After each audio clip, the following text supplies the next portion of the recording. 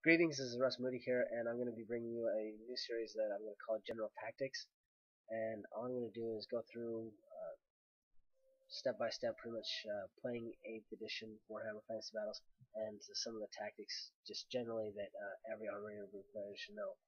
With that, I'm going to set up a framework so you can analyze and a way to view armies so that you better understand what to do, what you're looking at on the table, and how to make the most out of using your list against your opponent. And I'll get right to the slideshow. Thank you.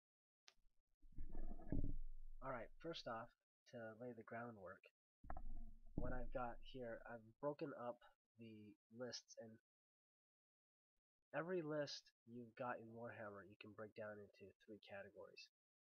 And generally, what these categories are, is I'm going to term them as you have an offensive army and an offensive list, you have a defensive army or defensive list, and you have a third category which I would call a counterattack army. Really, these are just more or less general categories. And some lists you're going to run across are going to blur the lines between the two, in that some of them might be bits and pieces of each list, or they might be slightly defensive with an offensive overall, or slightly offensive but mostly a defensive build, or a mix and match between a defensive and a counterattack army. There's going to be some variation, and so it's more like a sliding scale than set categories. But still, for as far as looking at across the table and understanding what you're doing, it's very helpful to have these categories in mind. So going to my table, what I've got here is I've set up 2 different armies, and I've pretty much just split my orcs in half. And what I've got here is I have on the right hand side of the screen, you see that I have an offensive army. It's about roughly 1,800 points, somewhere in there. I didn't actually add them up, but on the right hand side you'll have what is an offensive army, and then on the other side I've got a counterattack army. And what I'm going to do is I'm going to go through and show the differences between those two. So in this offensive army, what you see is we've got this big huge horde unit of 50 orc biggins. There's 2 chariots on each side, and then there's also a unit of black orcs and a unit of trolls. I mean, all of these things are designed to just rush forward, they hit as hard as possible, and just crush your opponent.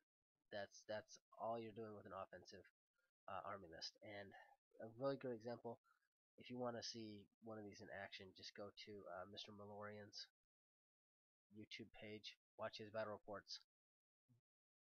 Most of the armies he plays fall right into this category of being offensive to the extreme and very aggressive.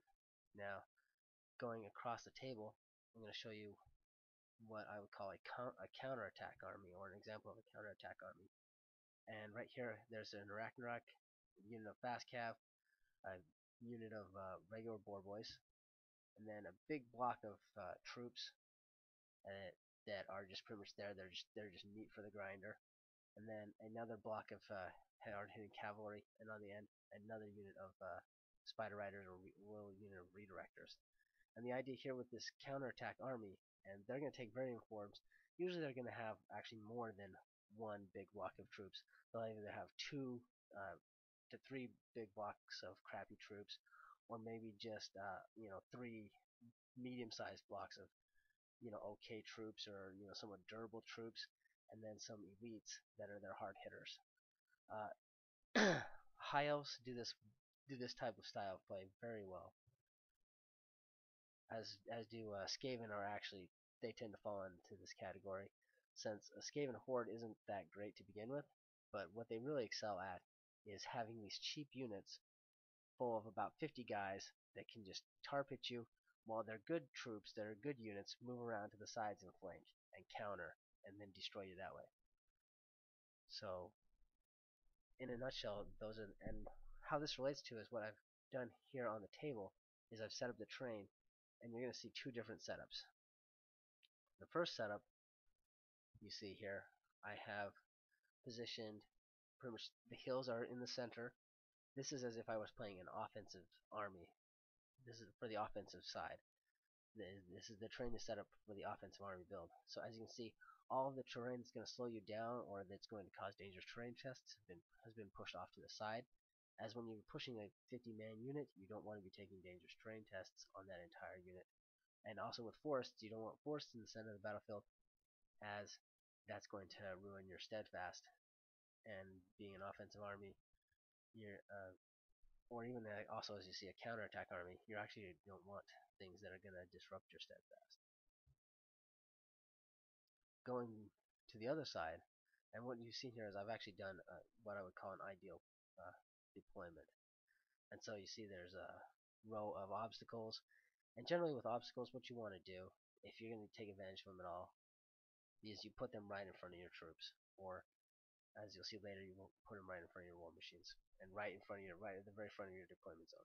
What this does is it means that you get to take advantage of it from any shooting from the opponent, and it's not going to really slow you down. You're just going to cross it, and you're going to anything that needs to go around it. This picture here you see with the cavalry, with the chariots, they can just go right around that hedge, and the troops are going to march right over it. And in the meantime, it gives you that -2 from any ballistic skill shooting. So now setting it up for the counterattack army, what you're going to do is, you see that there's a forest there to disrupt the steadfast, because that's crucial for any counterattack army. You want to get that huge block that you're trying to destroy in the middle of the forest, or in some way disrupting its steadfast, so that you can then break it and destroy it after it charges in. Similarly, if what you've seen here is I've placed the obstacle just kind of off to the side. The other way to actually use this if you're playing a counterattack army is you're going to put it, the set of obstacles, about one march move away from your deployment zone. So when you move forward in that first turn, you just move right up to that obstacle and sit behind it and wait.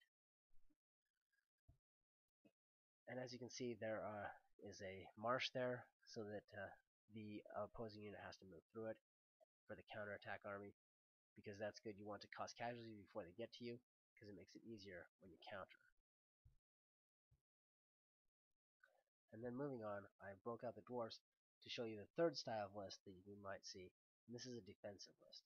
And what you see here is it's only less than 2,000 points, so there's 3 war machines, big unit of crossbows with great weapons, 2 units of thunderers, the one is actually in that building, and then a big unit of hammerers that are going to hold the line once ever left of the enemy gets there. They're just going to finish everything off.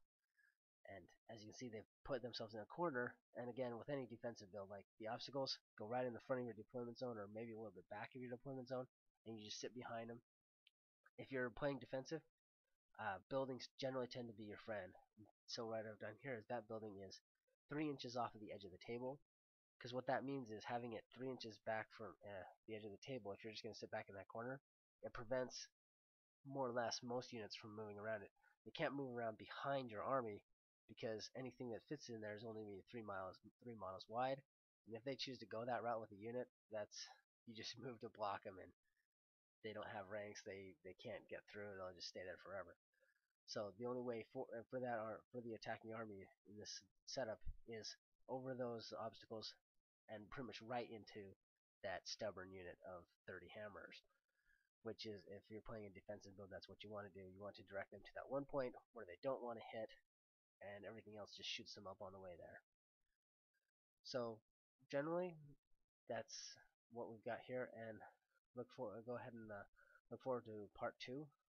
To sum up, 3 army builds, offensive, defensive, and counterattack, and that's just going to be the general framework when looking at across the table. It saves you time, versus sitting there studying, your opponent's list for forever, which generally a lot of times you won't have to do if it's at a tournament or for whatever situation. But anyway, that's part 1, and I hope you